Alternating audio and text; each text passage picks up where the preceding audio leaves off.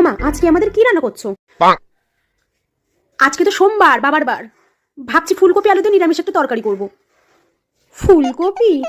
ঠিক আছে। ওমা, আজকে আমাদের কি রান্না করছো? আজকে তো মঙ্গলবার, বজরংবলির বার। ফুলকপি আলু দিয়ে কষা কষা তরকারি করে দেবো, খেয়ে নিবি। আজকেও ফুলকপি?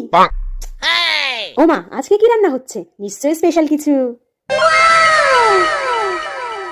আজকে তো বুধবার, গুরুদেবের বার। আজকে ওই ফুলকপি সোয়াবিন দিয়ে কষা কষা তরকারি করে দেবো, রুটি দিয়ে খেয়ে নিবি।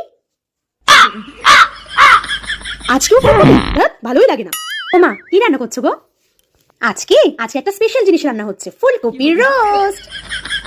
হ্যাঁ, আজকেও ফুলকপি? ওমা, আজকে কি রান্না করছো গো?